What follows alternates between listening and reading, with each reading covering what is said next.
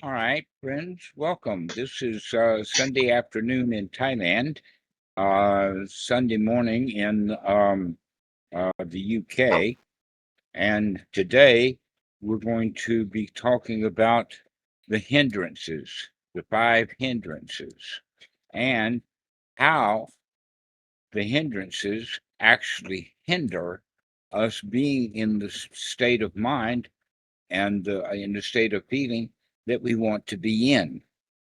That in fact the hindrances is a universal human situation that was in the time of the Buddha, and that you could say that the hindrances are in fact part of the primary teachings of the Buddha, and yet most people will perhaps learn the five hindrances, but they never learn how to actually apply it. It stays as kind of book learning, and it doesn't have much value. And then when it's time to practice, they don't know how to deal with the hindrances. And so today we'll talk about how to deal with the hindrances. Now, there's not a lot of verbiage to it, but it's much more a situation of repeated application over and over and over again, and that um, the value comes in being able to see the hindrances. Now, recently, someone posted that Achan Samedo had said something about welcoming these hindrances. Now, I wouldn't use the word welcoming because welcoming has the quality of if they're not there, we want them to come in. But it's not that we want them to come in, it's that can we see them when they do come? The example that I would use would be a mouse in the house. That let us say that a new mouse has come into the house and we don't have any evidence. We just have suspicions, maybe some scratching here and there. And that once we see the mouse, then we say, aha, now I see you. If whenever you see the mouse in the house and you say, oh no, we've got mice, that's the wrong attitude.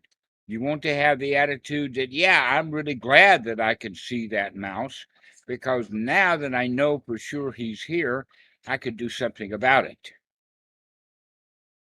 Now, several years ago, we had two dogs, a mother and a daughter, one named Pumpui and the other one was Lucky, and they were mousers, except that they were very noisy about it. And I don't think that they ever caught a mouse, but they would make a huge ruckus in the kitchen, not just barking, but tearing into things and doing whatever they could to catch the mouse.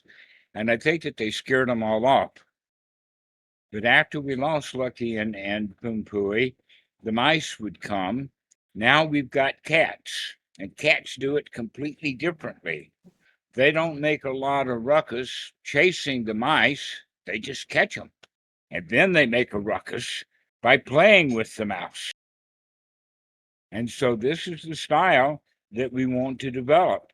Is not the style of the dogs making a big fuss about it when they find a mouse, but doing it the way that the cat does it. We just see that mouse and we catch it. So we're not welcoming these hindrances, but what we are is going to be on guard for them in order to be able to see them. Now, there is a list of 5 in most sutras, but some sutras have a much longer list. And in the longer list, they have things like fear, which is a hindrance. It's a major hindrance, in fact, and I'm surprised that it didn't make it in the top 5. But you can see, in fact, that in the top 5, you have the hindrance of doubt. Well, doubt is not just a second cousin, it's a twin of fear. That if you don't know, then there is the fear of the unknown. And so doubt almost always brings up fear, and that it's quite common and quite possible for somebody to have the hindrance of doubt and not know it. They don't know it. Why did they not know it? It's because one, it's a familiar territory. They think they know what's there when in fact they're not really doing a clear investigation. Another hindrance, and the one that we're going to speak on today, is the hindrance of restlessness. Now, the word restlessness in the translation, actually, we use different language in English. We don't use the word restless or restlessness. That's a very uncommon word to use. What we normally use is the word boredom. But boredom and restlessness are basically the same thing. Now, there's a akin to that, or a twin to restless and boredom, and that is worry. That in fact, you could go so far as to say that worry is the primary hindrance. This is why it's so commonly said, don't worry, be happy, because the don't worry is actually referring to all of the hindrances. Because when we're worried, generally that means that we want something that we don't have, which is another hindrance, wanting something that we don't have. That in fact, a good example of that is what is called the Vipassana romance. Has anybody here ever heard of the Vipassana romance? Okay, this happens in retreats where people go. Sometimes they dress in special clothing, in white pants and white tops, and they go to these retreats, and they separate the men and the women. The women are nearly looking at the altar, are on the left, and the men are on the right. And sometimes they reverse that. Doesn't really matter. It does to the Hindus, because they're very superstitious, by the way. But the in Thailand, they don't much care. And so the Vipassana romance is that the young man, he has seen one of the young ladies in the retreat, and now he's got a plan. And so he plans and he plans and he worries about introducing himself and what he's going to say to her. And he waits until the last day when the silence is over, and he goes looking for her, only to find that she left the retreat early. That's the Vipassana romance. What happened with that is that instead of practicing correctly, he's planning and scheming because he wants that girl. He's actually worrying about that girl. He's spending a lot of time. And you could also say that he's quite restless about it. Now, we can take an opposite example of that, and that is that we've got a retreat in such situation, and there's somebody in there who is ill, and they're coughing a lot. And when that person coughs, a lot of the other people, they don't like it. They want him to shut up, or he's restless and moving around and making a lot of noise, and everybody gets irritated by that, which means then that when the people are wanting something, when they are restless, when they are worried about something, or when they're annoyed by somebody's behavior, all of those are excellent opportunities to not practice. And yet, the correct practice would be to see, that coughing is there, can't bother me. Okay, so this is what Ajahn Sumedho means by to welcome those hindrances. But he's not talking about welcoming in the sense of creating them anew, going out and shopping for them, hoping to catch a new hindrance, but rather to deal with the hindrances that do come up in a healthy, wholesome fashion. How do we do that? Well, the Buddha had a term that he used, and in fact, there's an entire section in the Samyutta Nikaya. I think it's number 22, but I'm not sure. And in that section is when a lot of Mara comes. One sutta per session of Mara. And in all cases, the Buddha would say, aha, I see you. I'm not welcoming you exactly, but I am really glad that I can see you. Just like we would be really glad to see that mouse. You've been suspecting that there's a mouse, and now when the mouse shows up, I got you. So that's the same is true then with these hindrances, is that we are not out shopping for new ones, but we are on alert for the new ones when they come up, because they will. In fact, you could say that the average ordinary mind is actually dealing with one hindrance or another with every thought that they have. And so these hindrances should be actually fairly easy to catch. The question is can you catch it and label it? Aha, I see you. And as we label that hindrance, you possibly even could go so far as to say, aha, I see you, boredom. Aha, I see you, restlessness. Aha, I see you, worry. Aha, I see you, doubt. Aha, I see you wanting something that you don't have, the Vipassana romance. Aha, I see that guy making a lot of noise and I don't like it. Okay, so these would be the 5 hindrances. But like I said, there's a longer list in some suttas, but these are enough. That's enough, in fact, to annoy you right through an entire retreat, as well as leg pains and other things like that, new situations. I mean, people who go to retreats for the first time would do the whole retreat with hardly ever having any correct practice going on throughout the entire retreat, which kind of makes the retreats not only expensive, but irrelevant. In fact, you could go so far as to say, because a lot of people say, oh, I did a retreat and it was hard, which meant that they're actually adding the dukkha to their self rather than gaining liberation from it. Which reminds me of Sutta number 22 in the Majjhima Nikaya, which is referred to as the snake simile, where the Buddha talks about someone who is catching a snake. If they catch it in the wrong place, it'll turn around and bite them. Now, snake handlers, they know how to handle snakes in almost every way possible and still not get bitten by the snakes. But a whole lot of snake handlers think that they know that snake pretty well now, and then they wind up getting bit anyway. So the way to actually catch a snake is by the top of the throat so that he can't open his mouth. If a snake can open his mouth, he can bite you. So we can actually then take that as the simile for the Dhamma. If you grab the Dhamma by the wrong end, or even by the throat, but not high enough on the throat, if the Dhamma can open its mouth, it's going to bite you.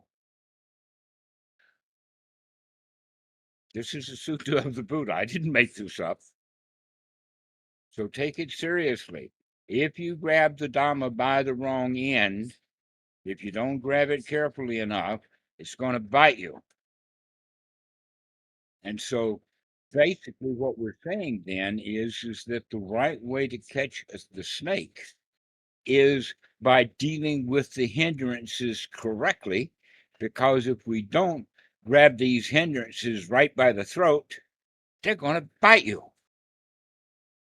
That's why they're called hindrances, is because, or obstructions is another word that's used. They're obstructing your ability to be happy right now. And so correct practice is actually the correct practice of being on guard for these hindrances. And that we want to remember to be on guard for these hindrances. And another use of the word for the guarding would be investigation. So remember to look, remember to investigate. Now I'll take a point, and that is that many people, when they hear right noble view, they think that it's a viewpoint. And the Buddha mentions two opposite viewpoints. One is nihilism, and the other one is eternalism. And generally, one person or another is caught in one of those two extremes. But the real right noble view is actually not a view in the traditional sense of a concept, a worldview, or a way of looking, but rather it is actually looking, to look directly at what the mind is doing, look directly at what the body is doing, look directly at what the feelings are doing, look directly at what kind of mind state that you have. These are the four areas of investigation, because we have the ability, once we see what's going on, we have the ability to do something about it. Once you have seen that mouse, now you have, let us say, the determination to do something. If you kind of suspect that there may be a mouse here, but you have no evidence, you're not likely to go get a trap. But if you've seen that mouse, you know he's there, then you're going to, like a cat, lay in wait or get a trap and trap that mouse.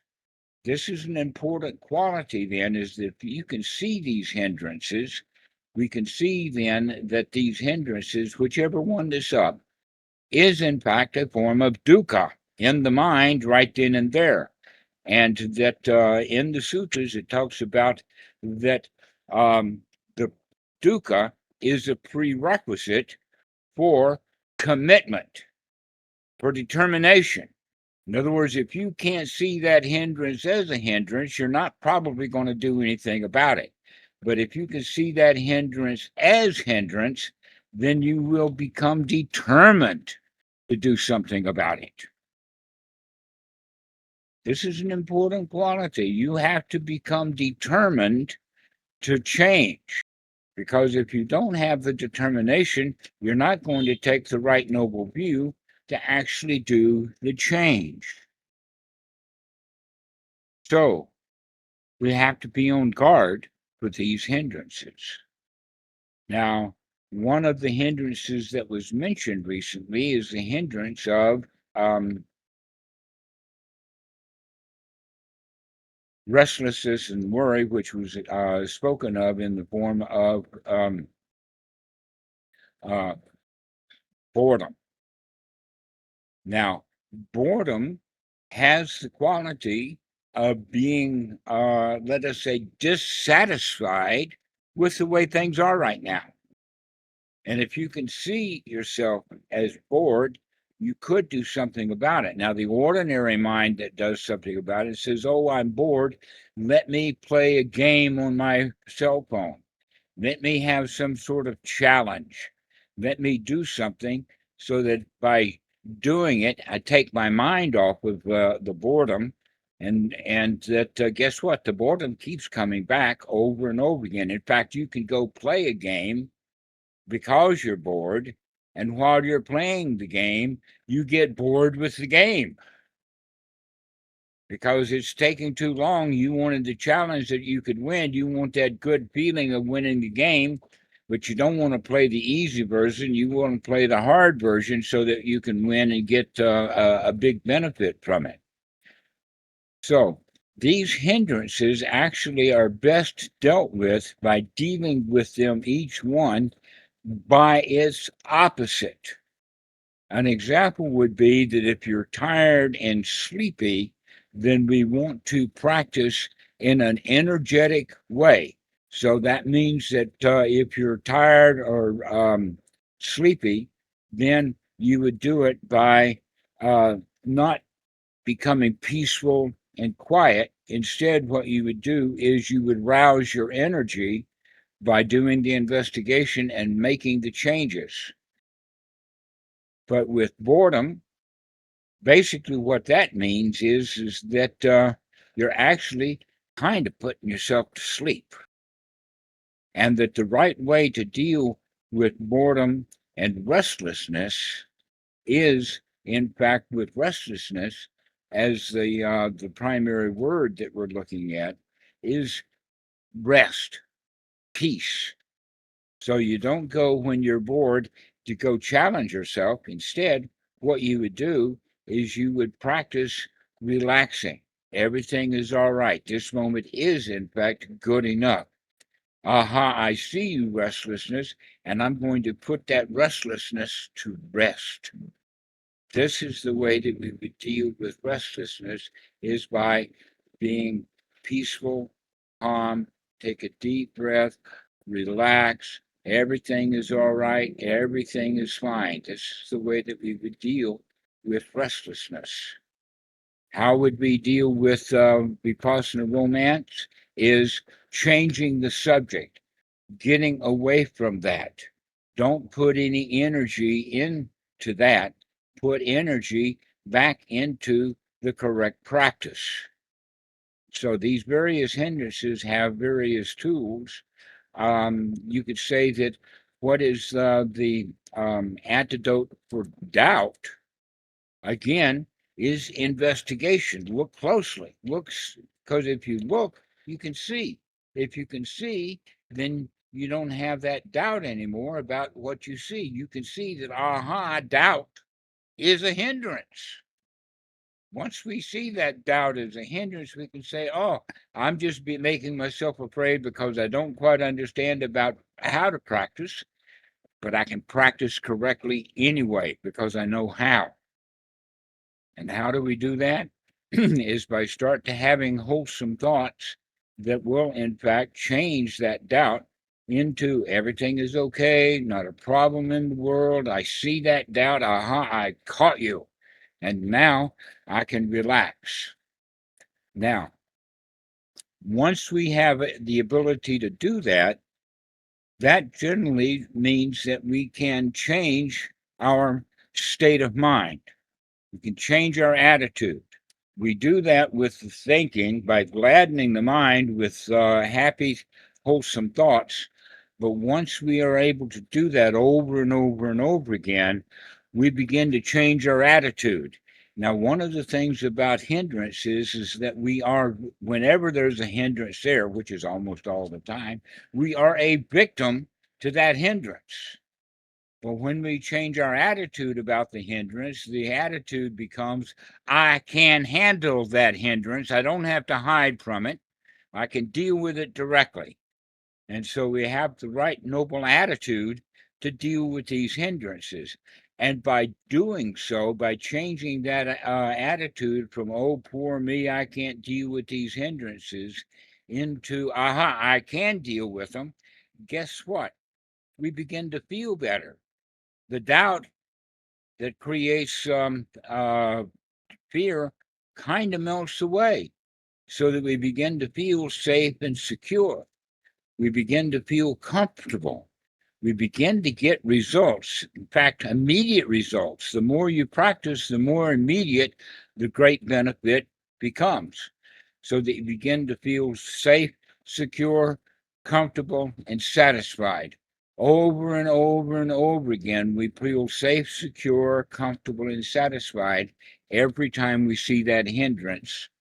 We deal with it. So, as we do that over and over again, right noble effort then begins to change into the sense of we begin to change that attitude.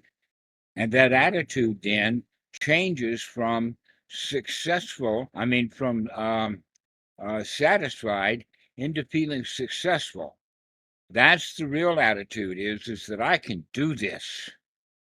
No matter what happens, I can catch those hindrances and I can deal with them. Now, the Buddha in Sutta number 48 in the Kosambian Sutta talks about the hindrances that I've just talked about, and then he makes a statement that once one comes to the point that no matter what kind of hindrance is there, no matter how obstructed the mind is, we have the attitude, because it's been developed, we have the attitude of, I can deal with this. no matter what hindrances there are, I can throw that hindrance out and come back and feel good. I can actually see things the way that they actually are, rather than seeing things through the filter of my, oh, poor me, from the hindrances. So, this is the value. That in fact, the Buddha says that this state of mind, when we have that right noble attitude, in the Pali it's sama sankappa, when we have that right noble attitude of I can do this, he says that this is the first step on the path. Until people change their attitude from, oh, poor me, those hindrances are too much for me, let me go do this, that, and the other thing because I can't deal with the hindrance, into that state of, I can deal with this. I have dealt with it so many times before, I am successful now at dealing with this. And the Buddha says that this is the first step on the noble path. He also says that this attitude is a noble attitude. It's not a poor me, it's not a victim's attitude, it's a winner's attitude. He also says that developing this way is actually a part of the path. Then he says, as the last one, is that most ordinary people do not have this quality. Most people are a victim to their hindrances. But when we develop through right noble view, into right noble effort, into right noble change of attitude, where we feel good and we have the noble attitude, that's actually a step onto the noble path. Congratulations. Congratulations. You're on the path now. So this is actually the way that we can look at these hindrances, is that they are something that we want to be able to see so that we can do something about them. And then we take the effort to do something about it. And when we do take the right noble effort to do something about these hindrances, that means that we begin to brighten the mind for sure. We begin to have that winner's attitude. And in fact, this would be the time that we could say it's time to congratulate yourself. You can do this. You can deal with that hindrance, whatever the hindrance is, especially boredom. You can see, aha, I see you, boredom. And I'm not bored now simply because I can see you. I can take a deep breath and says, everything right now is okay. Okie dokie. Wow, what an improvement that is over being bored. So, does anybody have any questions about this? Amrit, go ahead. So, Dhammarato, once I was listening to a talk by Ajahn Brahm, and he was saying that the hindrance are actually is a relation between your mind and your experience. And if you change the relation, then the hindrance is also kind of, you are changing the hindrance.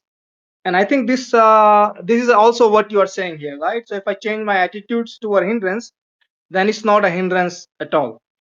I would go so far as to say that the hindrance is, by the time that you're adults, is just an old habit. Mm. And so it's an old habit way of dealing with the world.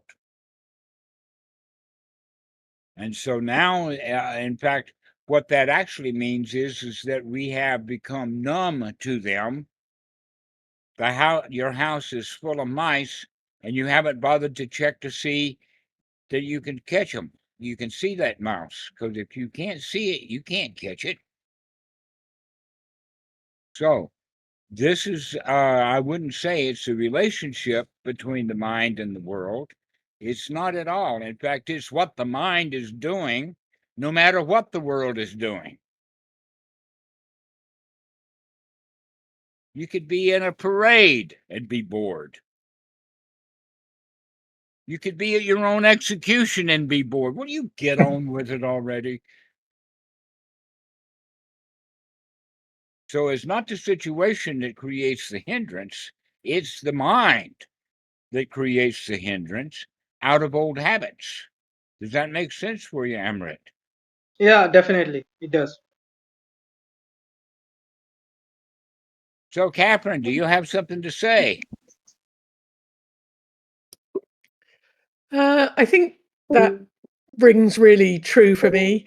I definitely like the analogy of having the house full of mice that I just haven't bothered to do anything about.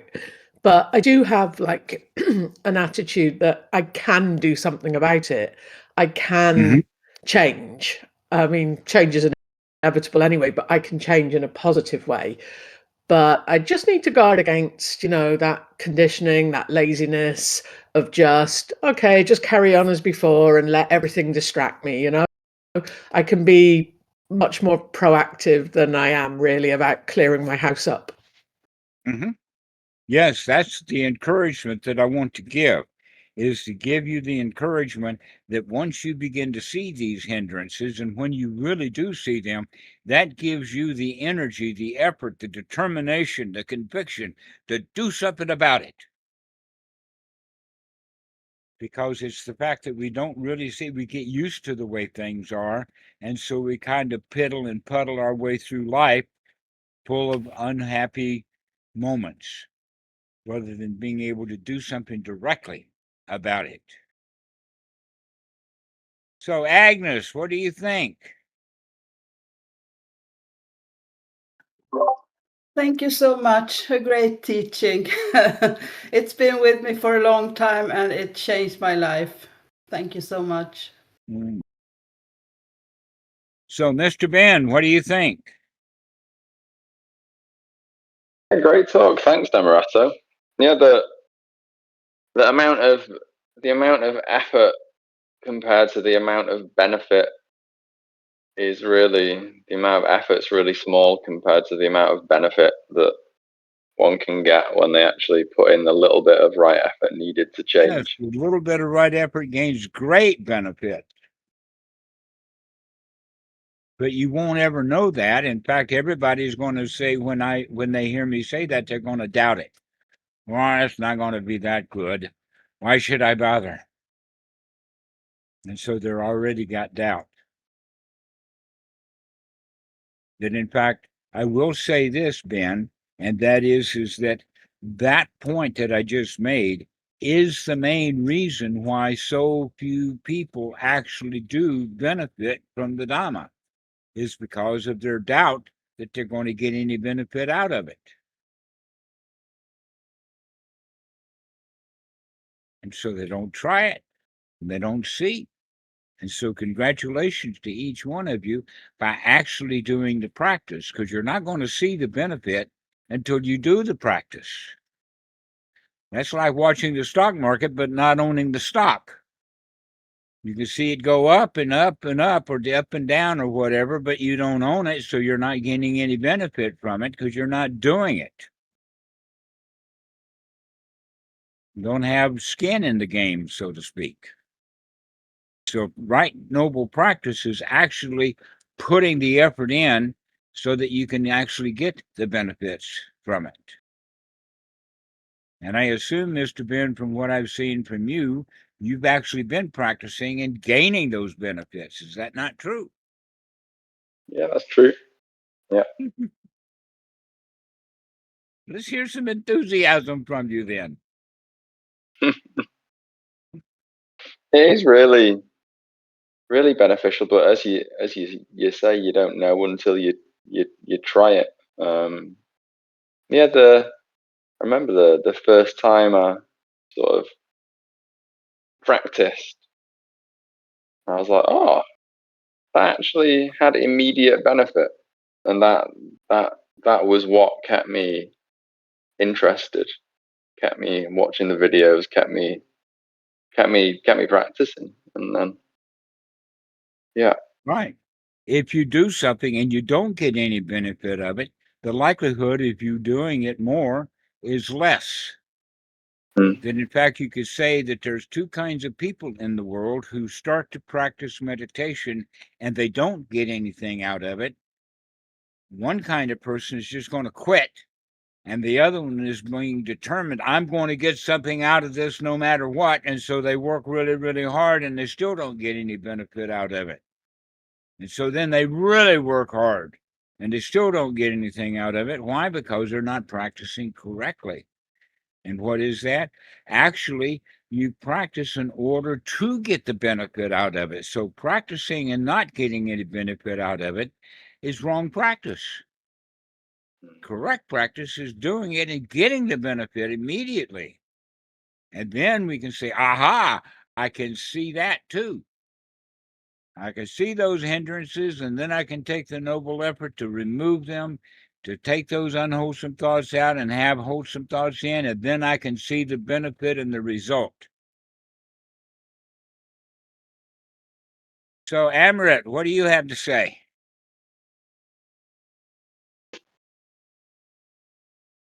Dhammarato, I am definitely getting a lot of benefits. I think this means I am also practicing correctly. And thanks a lot. And I see this talk actually fits very well with the talk from the last Sunday. Last Sunday you said that first we have to see the suffering, and then we gladden the mind, and then there will be a power to this gladdening the mind. If you do it without seeing the suffering, then there won't be much power. So this is Right. like what you said See it. today is You seeing the don't take hindrances. determination. That's right. Yes. And so that will help each one of you to redouble your effort and your benefit, is because you're looking for those hindrances. You're looking for that dukkha. We're not welcoming it, but we're happy to see it, because then we could do something about it. So we are welcoming the seeing of it. So, Christina, what do you think? I had a question. Something came up today that came up in the US Sangha call, and it was about having like an eternalist or a nihilist view point. And I guess I liked the distinction that you made today about viewpoint being a concept rather than really the right view. And something that I'm trying to figure out how to handle is when talking to someone about what, for example, like what the meaning of life is, and if my response is that question's irrelevant, there's like a lot of don't hand them that immediately. Remember, I talked you through that and wound up with it's irrelevant. So don't take the results and feed that back to them. What you need to do is begin. And in fact, a good place to begin with that is ask them the question, do you know for sure? If they're an eternalist, you can say, do you know? And they'll have to admit that they don't know. Okay. It's only because it creates friction. Pardon? No, because it like creates friction, and then I feel like I have to kind of like work through, and then doubt comes up for me. So, okay, yeah, all right, I like that. All right, thank you. Because that will actually work for everyone who is going to be honest with you. Now, a lot of people will say, "Well, I don't know for sure, but I believe," and that's a cop-out. So you go back again to them and says, "But you don't know. You just believe." And keep hammering on that point about they don't know. And then you can go to the next step. Nobody knows. Nobody knows. Because that's what makes it irrelevant, is the fact that nobody knows. If half the people in church knew that God exists and half of the people don't know that God exists, then you got no place to go. But the reality is that nobody knows God exists or not. They've got no evidence, and that's what makes God irrelevant. That's what makes rebirth and reincarnation and going to heaven and going to hell irrelevant, is because nobody knows now. And if nobody knows now, all we have to deal with is what we do know about what is right now. So let's deal with right now, and let's not deal with things that we have no clue about. That's why they're irrelevant. It's irrelevant only because it's not here now. Let's deal with what's here now. Does that help you with that?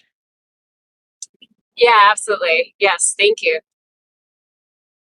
Okay, good. I'm glad we got that straightened out. Karwan.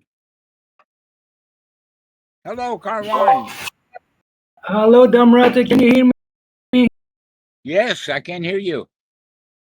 Good, good. I'm just enjoying it, Dhammarato. Not much to say. Yeah, just practicing being okay, practicing being satisfied, and practicing acting and feeling like a lion. Yes, just being here now. That's all there is to it. So, Giannis, did I answer your question? I'm still very much confused because it's yeah, like that attitude of not being bothered. It's like, why should I catch the mouse? Why am I bothered by the mouse? Why can't I just let the mouse be in the house? That's what this makes me think. You'll think about it differently when that mouse ruins your supper, when that mouse chews the cord to the refrigerator, when you actually see the damage. So you haven't seen the damage yet. You're not seeing the dukkha. Yeah, because like the question that I had is like, okay, the boredom is what makes me bring the mouse inside the house, but then it's like maybe I'm handling the practice wrong, like I'm holding the Dhamma wrong, like you mentioned of Sutta number 22, and I'm like saying, oh, I should not be bothered by a mouse being in the house, you know, like wanting to get rid of the mouse is an unwholesome thought.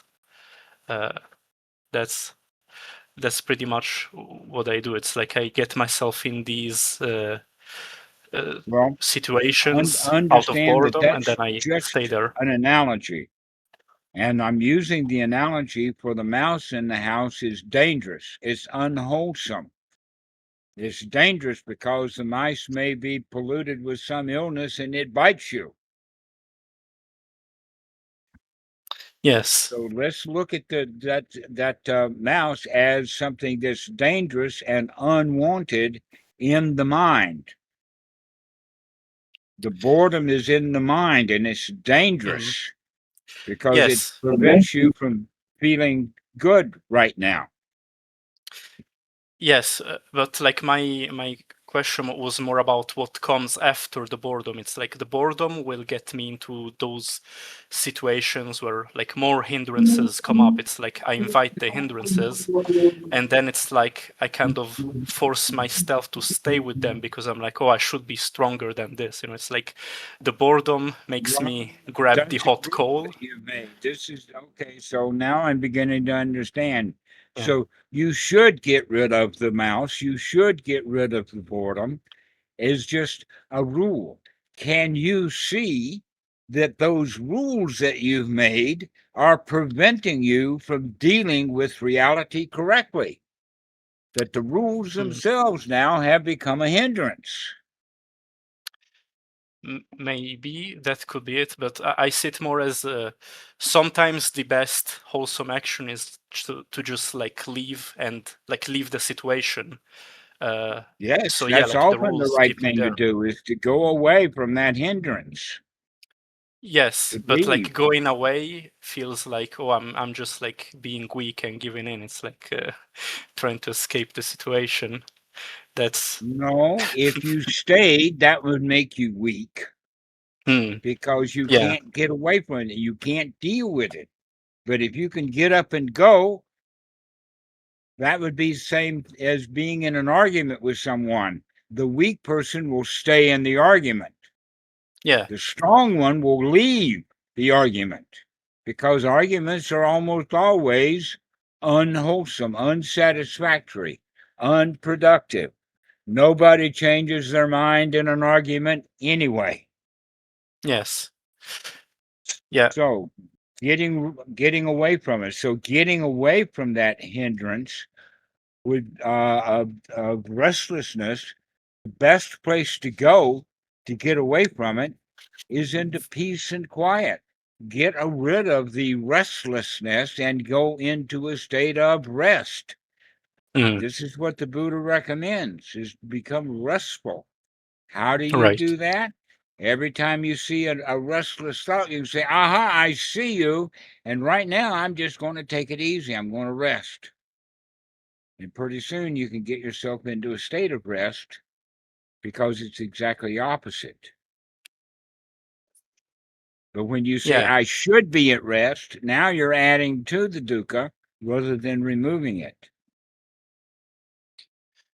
Yeah, and I say that while I'm in argument, because yeah, like the boredom makes me go out and like have an argument, and then the argument makes like other hindrances come up, and I'm like, okay, now I should stay and like surmount all these hindrances that came out instead of like just seeing how I got there and leaving. Mm-hmm. So yeah. Right. I won't confront you on that, but because you're actually now going in the right direction. And the right direction is that you can deal with these hindrances by removing them. So you're not leaving them and leaving your mind. You are actually changing your mind and getting rid of the hindrance, which is the way to look at it. Mm-hmm. Yeah. So maybe this is like an example of handling the Dhamma, like holding it in the wrong place, maybe. Mm-hmm. Exactly. You're getting bit by the Dhamma snake because you're making a bunch of rules about what should be. Yeah. Rather than saying, oh, I see that hindrance of restlessness. Let me just relax. Ah, I'm so glad I saw it. Yeah. So, Thanks. Tim, what do you think? Yeah, I think it's just very good news. You can just basically just let go of all hindrances and bad habits and be happy. I think there couldn't be better news. Very good. How about you, Robert Q? Hello, Dhammarato. Thank you. I have one question conceptually. When in sitting practice, looking for the differences, thoughts that are like planning in the future, if this would be falling into the restless category, versus thoughts that are just like daydreaming, not really planning anything, if that would be more sloth and torpor, if that's a right understanding. All right, let me give you a rule of thumb, and that is a plan is just a thought generally, maybe one or two thoughts in a row, like getting this, that, and the other thing. Like I've got to get my bank book, and I've got to get the receipts, and then I'm going to take them to the bank and deposit the money. Okay, so, but the point is that how many times do you make that plan? After you've made the plan twice and it's the same plan, and then you have it a third time, now that's beginning to get restless. It's beginning to get worried because you're having the same thought over and over and over again. And so by the time that you wake up, you can say, aha, I see that I'm worried about going to the bank. Or I see I'm worried about writing an email to the boss. Or I see I'm worried about going to the police to turn in my father because he raped me. Now, that one would be someone that gets really worried. You can imagine that people on big, tough, decent situations like that get a lot of worry in and no results. And so I don't have to think about my dad. I don't have to think about the police because I'm not going to the police about my dad anyway. And I use that as an example because my dad died in 1973, so I don't have to worry about that. So this is the thing. Once you have the same thoughts repeating over and over again, you called it a plan, but now it's just restlessness and worry. It almost might have a bit of boredom into it because you're not satisfied with not going to the bank. Just feels for me like sometimes when I'm sitting, the mind is more into planning all the time, can't get silent because I'm planning all the time something. And other times it's also doing something else, but it's not really planning. It's just doing bullshit, just thinking about stuff. So, and I was wondering if that's like different states of mind that I can then counteract differently. Yes, once you see that these are just bullshit thoughts, you can say, I can have better thoughts than that. I can have the thought that everything right now is really great. I can have the thought that, wow, this is so nice. Wow, I can relax. So you can begin to have wholesome thoughts as a counter to all of these restless thoughts. But you're in the habit of having all those restless planning kind of thoughts. And so you're prone to have them. Be on guard for them so that you can see that, in fact, they are dukkha. They are not of any value or benefit. In fact, they are hindrances because they keep you from being relaxed and joyful and playful. Okay, so if I understand correctly, you classify them as restless anyway, both of them. And sloth and torpor would be more sleepiness, or you just feel without any energy. Okay, thank you. May I add one more question? Sure.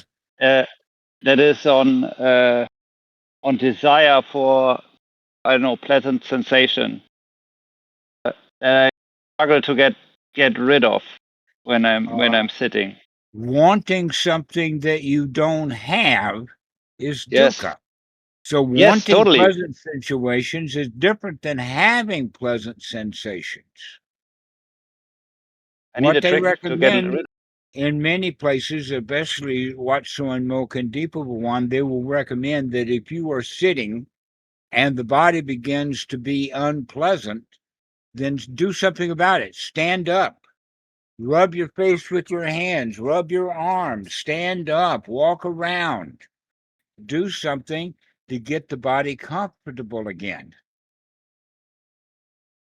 In other words, For me, it's more like take the comfort. Do the comfort rather than wanting the comfort and doing nothing about it.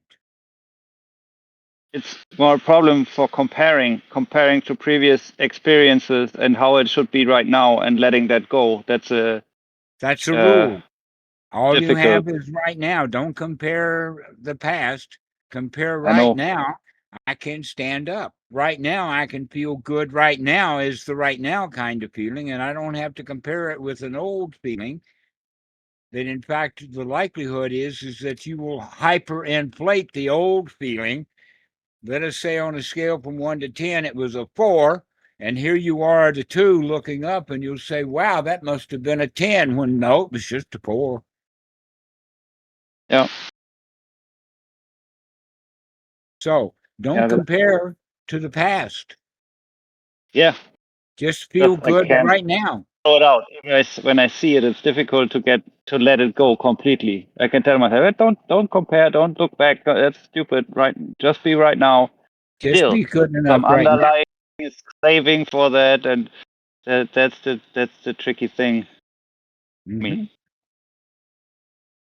So we have Aslanor. Is that how you say your name?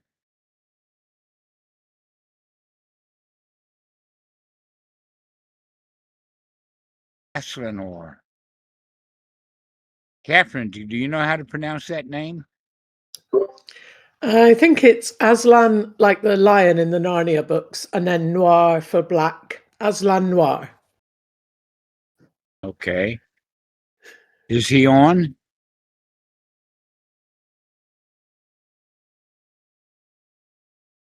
He may be feeling too good to talk. Sorry, no, I am here. Sorry, I was just trying to get your the hair. Good. mute off. Sorry, did you have a question? I was listening, but I didn't hear the question. Yes. What do you have to say about today's talk? I found it very interesting. I didn't have any particular comment about it. Oh, so it didn't grab you by the throat and shake you down, huh? All right. No, it didn't.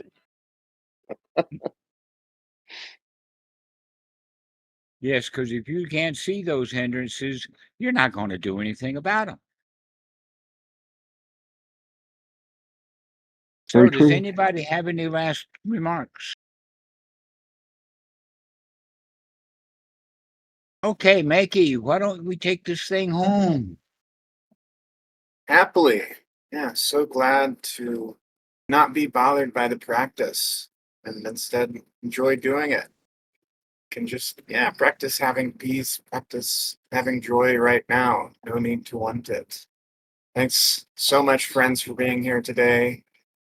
We welcome you to stay on. We welcome you to come back again. And for those of you watching this on YouTube, we welcome you to join us here on the Dhamma Friends Discord. You can find a link in the video description. These calls are also available to listen to on iTunes and Spotify and other podcasting platforms. And please check out OpenSanghaFoundation.org, where we have many resources like our Sangha map, which has a list of watts, and we also have many books, many PDFs, many blog posts, and other fun toys to play with. So yes, friends, thanks again for being here today. Don't worry, be happy, and stay on the call. Let's keep hanging out. Dhammarato's going to go lie down, but we can keep chatting for a bit. Yes, make some friends here. Remember that the Buddha and the Dhamma are only 2 out of 3, that the Sangha winds up making the Buddha Dhamma work. You have to have friends, noble friends. So I recommend that you have a lot of calls. And in fact, you can invite people onto these calls on the Dhamma Friends group. Encourage people to come to the calls. Encourage people to, don't worry, be happy. Encourage people to communicate, to join the Sangha. I'm really glad that Agnes has joined after a time. And I'm really glad to see you posting. Catherine, I would like to see you post more. Become part of the Sangha. Make some friends. You'd be surprised at how valuable friends become. In fact, I think that you and Christina would be good friends if you'd take the time to spend time with her. All right. So thank you all. And we'll see you. Please stay on so that you can connect with each other. Thanks, Dhammarato.